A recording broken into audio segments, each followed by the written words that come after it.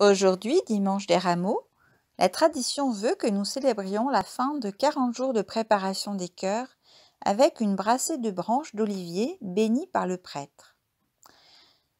J'ai choisi de donner ma voix à un conte adapté d'un passage de la Bible où pour la première fois, une branche d'olivier apparaît comme un signe de paix entre le ciel et la terre au bout de ces 40 jours. L'arche de Noé. Dieu regarda la terre et vit que la méchanceté augmentait parmi les hommes, et il en fut peiné.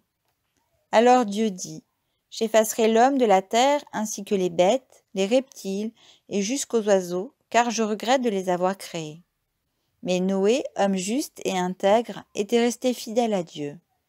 Il avait 3 fils, Sem, Cham, Japheth. Dieu dit à Noé, « La terre est pleine de violence. Je vais tout détruire. Mais avec toi, homme fidèle, j'établirai mon alliance.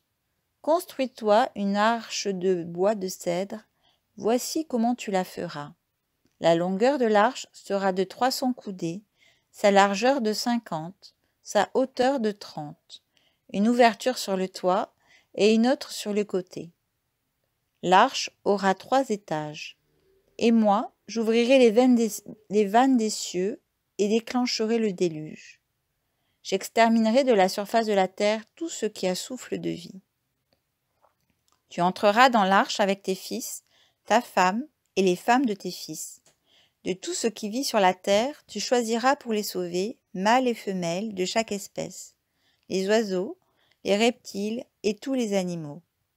Prends pour toi et pour eux toutes sortes de nourriture et fais-en provision, car je n'attendrai plus que 7 jours. Noé se mit à l'œuvre. Il fit tout ce que Dieu lui avait ordonné. Noé et sa famille, et toutes les bêtes, et tous les animaux de chaque espèce, mâles et femelles, et tous les oiseaux, et tous les reptiles vinrent vers lui et pénétrèrent dans l'arche. Et Dieu ferma la porte derrière eux. 7 jours après, toutes les sources du grand abîme jaillirent, et les écluses du ciel s'ouvrirent pour 40 jours et 40 nuits. Alors ce fut le déluge.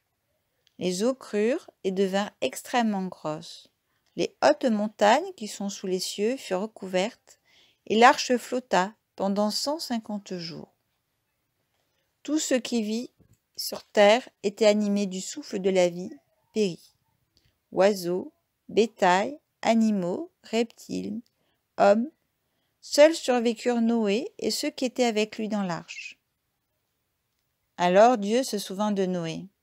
Il fit passer un vent sur la terre pour calmer les eaux, et la pluie cessa de tomber.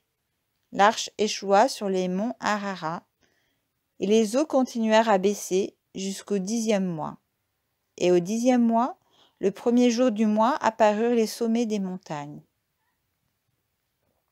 Au bout de 40 jours, Noé ouvrit la lucarne de l'arche. Il lâcha le corbeau, qui sortit, allant et revenant jusqu'à ce que les eaux fussent asséchées au-dessus de la terre. Il lâcha ensuite la colombe, mais elle revint, n'ayant pas trouvé où poser sa patte. Il attendit encore 7 jours, et il lâcha à nouveau la colombe. Le soir, elle revint, portant dans son bec une feuille fraîche d'olivier. Noé sut ainsi que les eaux s'étaient retirées de la terre. Il attendit encore 7 jours, avant de renvoyer la colombe. Elle ne revint pas. Noé enleva le toit de l'arche et vit que la terre avait séché. Et Dieu dit à Noé, « Sors de l'arche, toi et ta femme, tes fils et les femmes de tes fils avec toi. Toutes les bêtes vivantes qui sont avec toi, fais-les sortir. Qu'ils foisonnent sur la terre, qu'ils fructifient et se multiplient sur la terre. » Noé éleva un autel pour remercier Dieu et lui fit des offrandes. Dieu fut heureux du sacrifice. Il bénit Noé et sa famille et leur dit, « J'établis mon alliance avec vous et votre descendance. Il n'y aura plus de déluge pour détruire la terre. Je mets mon arc dans la nuée. Il sera le signe d'alliance entre moi et tous les êtres vivants sur la terre.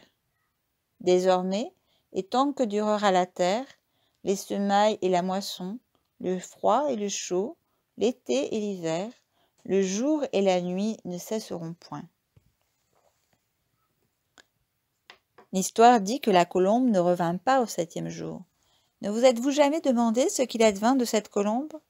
Nous aurions bien besoin d'elle pour mettre fin au déluge des hommes, au déluge qui secoue le monde, pour que le monde retrouve la paix.